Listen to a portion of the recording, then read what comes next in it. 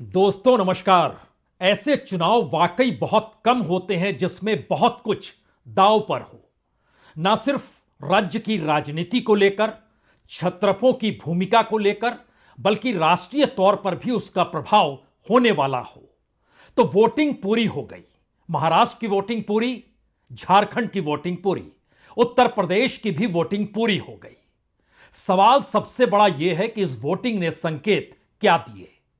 पहला बड़ा संकेत तो यही निकल कर आया कि दरअसल महाराष्ट्र में आरएसएस की बड़ी भूमिका वोटरों को घर से निकालकर बूथ तक ले जाने की रही और इसका परिणाम यह हुआ कि पिछली बार की तुलना में तकरीबन 4-5% के वोट की बढ़ोतरी हो गई। तो क्या सभी वोट हिंदुत्व के नाम पर, हिंदू के नाम पर बीजेपी के लिए आरएसएस ने जुगाड़ कर दिए, जो इससे पहले रूठा रहा था? खास तौर से लोकसभा के चुनाव में जो नहीं निकला या जो पूरा किला ढह कर गिरता हुआ महाराष्ट्र में नजर आया, क्या इस बार वो संभल गया? यह सवाल तो है। दूसरा सवाल झारखंड को लेकर है। आदिवासियों के भीतर समूची घुसपैठ की राजनीति जिस तर्ज पर घुसपैठियों के सवाल पर बीजेपी ने की, ऐसी राजनीति इससे पहले झारखंड ने कभी देखी नहीं थी।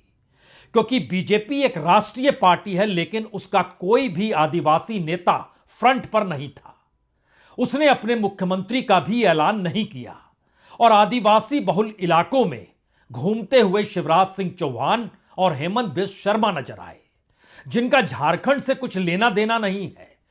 तो झारखंड के भीतर आदिवासियों की वोट की ताकत और महाराष्ट्र के भीतर आरएसएस के सांगठनिक ढांचे की ताकत, यह दोनों खुलकर उभर कर आ गई है।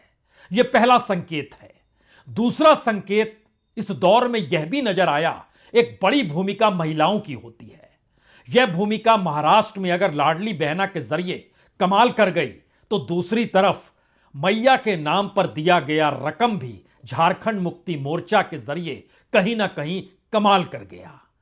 और ना सिर्फ मैया के नाम पर दिए जाने वाले 2100 रुपए, बल्कि इन सब के बीच बिजली बिल माफ किया जाना आदिवासियों के बीच, और इन दो परिस्थितियों के भीतर महिलाओं ने महाराष्ट्र में भी और झारखंड में भी सत्ता के पक्ष में खड़े होकर दिखला दिया। तीसरा संकेत उन मुद्दों को लेकर है जो मुद्दे लगातार रेंगते रहते हैं। उसमें पहली बार महाराष्ट्र के भीतर संविधान और आरक्षण का मुद्दा कमजोर पड़ता हुआ दिखाई दिया। उसके समानांतर यह किसी को समझ नहीं आ रहा था कि दरअसल यह चुनाव जाएगा किधर, जिसको जिताएंगे वो रहेगा या नहीं रहेगा।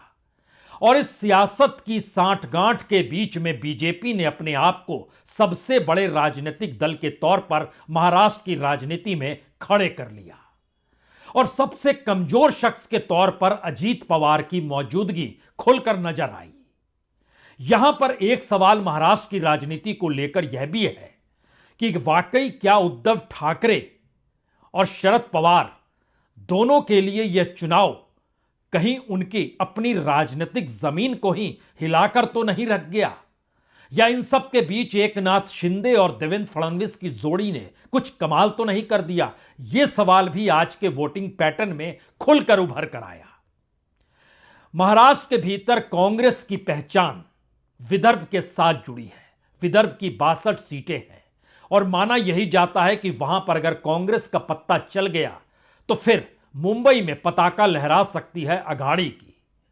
तो क्या विदर्भ के भीतर झटका लग गया?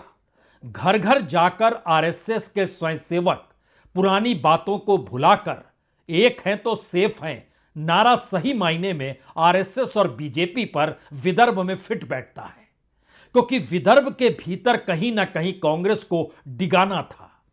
और एक के बाद एक जिन परिस्थितियों में चीजें चलती चली गई, उसमें बहुत साफ तौर पर नजर आ गया। अगर आप नागपुर का जिक्र करते हैं, जहां की 12 सीटें हैं, वहां पर 7 सीटों पर बीजेपी आगे निकलती हुई दिखाई दे रही है।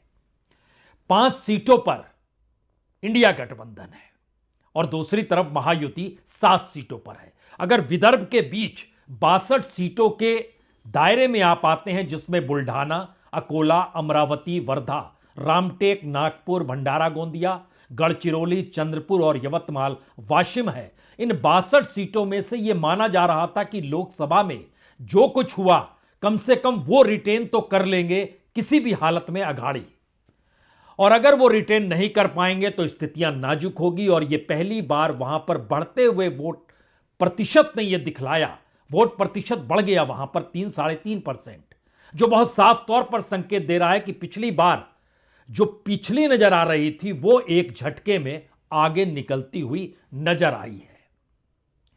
यह दरअसल विदर्भ के संकेत शुरू में हमने जानबूझ कर दिए, क्योंकि विदर्भ की पहचान आदिवासियों की मौजूदगी से भी है और बड़ी तादाद में खनिज संपदा को लेकर भी है।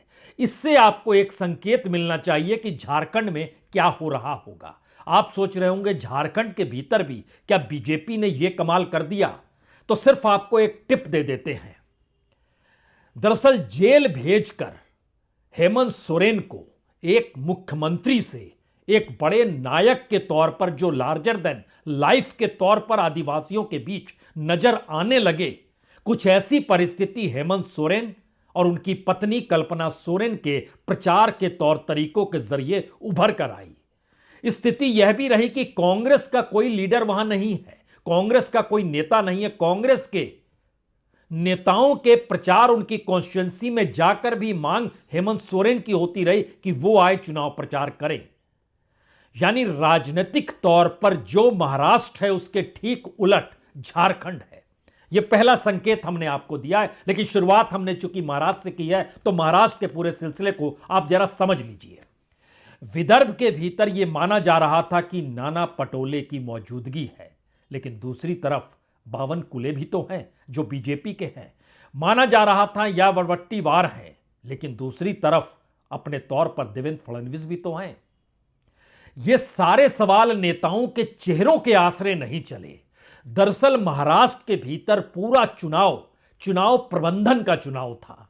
यानी कौन बेहतरीन तरीके से चुनाव का प्रबंधन कर सकता है, वह घरों तक पहुंचने की स्थिति है, लोगों को अपने अनुकूल करने की सोच हो, और इन सब के बीच अलग अलग योजनाओं का पैसा पहुंच रहा है नहीं पहुंच रहा है, इस पर निगरानी करनी हो, और बूथ लेवल पे वहां पर इस तरीके से पूरे वोटिंग स्टाइल को परोसा गया जिसमें ये जो बटेंगे और कटेंगे था, उसके साथ साथ नहीं आएंगे तो खतरा है देश पर, यह मैसेज निकल कर आने लगा। और जो एक स्थिति बनती रही कि दरअसल अघाड़ी के साथ कम से कम जो मुस्लिम वोट है, दलित वोट है, कुणबी वोट है, आदिवासी वोट है, यह तो एकजुट रहेगा। कम से कम विदर्भ के इलाके में मुस्लिम वोट एकजुट रहा, इससे इनकार नहीं किया जा सकता है।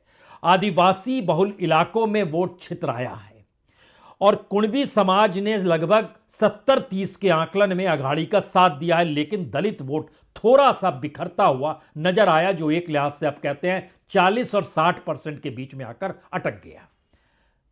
इसको आप 45 और 55 भी कह सकते हैं। लेकिन बड़ा सवाल यह रहा कि दरअसल इसके समानांतर बाकी वोट बैंकों का क्या हुआ, और वो क्या एकमुश्त बीजेपी या फिर महायुति के पक्ष में रहे। लेकिन इसके बीच भी अगर आप सेंध लगाएंगे और जब इस बात को एहसास करेंगे कि दरअसल वाकई लाडली योजना ने कोई असर दिलाया, आपको जानकर हैरत होगी, एक बार नहीं, 2 बार नहीं, 3-3 बार संघ के स्वयंसेवक घरों में घुसकर, जिस समय शायद पति महोदय नौकरी करने निकले होंगे, तो भाभी को यह बताया जाता था कि दरअसल देश संकट में है और अगर नहीं जीतेंगे तो फिर और मुश्किल होगी। और ऐसी परिस्थिति बनी है महाराष्ट्र में। पहली बार तो आपको साथ खड़े होना है, कोई पहली बार आए, कोई दूसरी बार आए, कोई तीसरी बार आए, और दूसरी तरफ से कोई आ ही नहीं रहा हो। यह मैसेज क्या है? यह विदर्भ के भीतर कांग्रेस के उस मैसेज को डिगाने का मैसेज है, और खास तौर से जो राहुल गांधी की मौजूदगी या प्रियंका गांधी की मौजूदगी या फिर कांग्रेस के साथ जो कभी भी अपर कास्ट भी रहता था, इस पूरे खेल में वो अलग हुआ।